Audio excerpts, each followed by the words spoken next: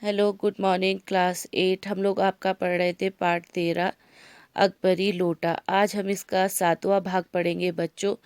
कल छठे भाग पे हमने यहाँ पे पढ़ा था कि जो बिलवासी जी होते हैं वो अंग्रेज़ को बोलते हैं, पुलिस को बुला लेते हैं हम लोग और इसको दे देते हैं। तो अंग्रेज़ पूछता है पुलिस स्टेशन है कहाँ। फिर बात को पलटते हुए बोलते हैं आप इस लोटे की अ, रपी बताते हैं। आश्चर्य में तो आपको एक विज्ञ और सुरक्षित आदमी समझता था।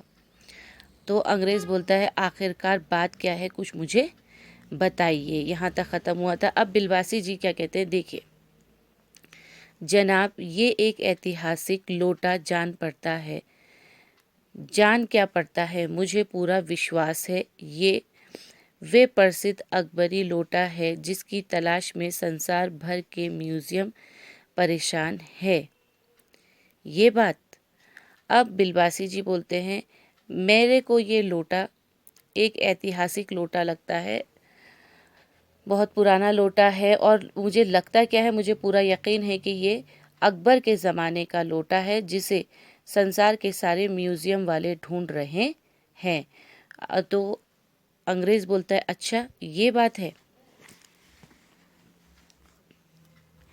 इस विवरण को सुनते सुनते साहब की आंखों पर लोभ और आश्चर्य का ऐसा प्रभाव पड़ा कि वे कौड़ी के आकार से बढ़कर कौड़ी के आकार की हो गई। उसने बिलवासी जी से पूछा तो आप इस लोटे का क्या करिएगा। अब जब बिलवासी जी ने लोटे की तारीफ करना शुरू किया तो अंग्रेज़ को ये सुनते सुनते उसका लोभ बढ़ गया, उसको लालच आ गया और आश्चर्य हो गया, हैरानी हो गई। एक कौड़ी का लोटे की जो मतलब कुछ पैसों के लोटे की कीमत कई गुना बढ़ गई।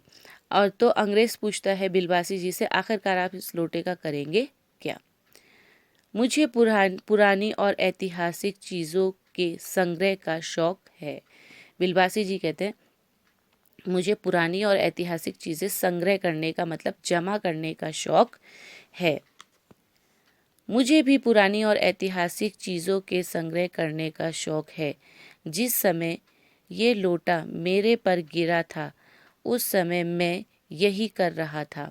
उस दुकान से पीतल की कुछ पुरानी मूर्तियाँ खरीद रहा था।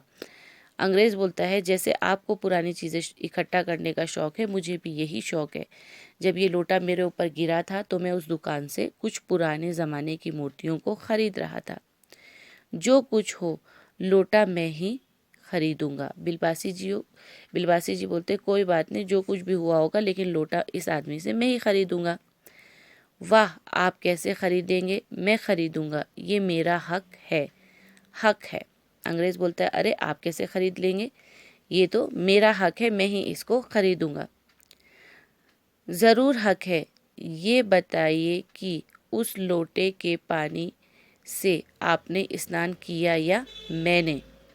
अब अंग्रेज़ बोलता है देखिए ये मेरा हक है, देखिए मुझे ये बताइए कि जब ये लोटा गिरा तो इस लोटे में जो पानी था वो पानी आपके ऊपर गिरा कि मेरे। तो बोलता है आपने, आपके। वे आपके पैरों पर गिरा या मेरे। अंग्रेज़ पूछता है वो अब आपके पैर पे गिरा या मेरे पैर पे गिरा। वो बोलता है बिलवासी बोलता है आपके। अंगूठा उसने आपका भुर्ता किया या मेरा। बिलवासी जी बोलते आपका। बिलवासी जी अफसोस के साथ अपने रुपए उठाने लगे मानो अपनी आशाओं की लाश उठा रहे हों। बिलवासी जी ने जो लोटे के लिए पैसे रखे थे वो पैसे बिलवासी जी अफसोस के साथ उठाने लगे। उनकी शक्ल देख के ऐसा लग रहा था जैसे उन्हें बहुत बड़ा कोई नुकसान हो गया हो। साहब की ओर देखकर उन्होंने कहा लोटा आपका हुआ, ले जाइए। मेरे पास 250 से अधिक नहीं है। अब बिलवासी जी ने बोला ठीक है साहब, आपने मुझे सारी दलील दे दी कि उस लोटे ने आपके ऊपर पानी गिरा, उस लोटे का आपके पैर का अंगूठा उसने चोट लगाया, तो ये सब आपके साथ हुआ तो ठीक है, आप ही ले जाइए ये लोटा, मेरे पास तो सिर्फ 250 रुपये है इस लोटे के देने के लिए। यहाँ तक आज ख़त्म हो गया बच्चों। यहाँ से हम कल पढ़ेंगे इंशाल्लाह, जल्दी इस लेसन को ख़त्म करेंगे ताकि आपका T1 का रिवीजन भी हम शुरू कर सकें। ग्रामर मैं आपका व्हाट्सएप पे डाल दूँगी आपके ग्रुप में, तो आप लोग वहाँ से देख सकते हैं। तब तक घर पे रहिए, सेफ़ रहिए, तब तक के लिए खुदा हाफिज़।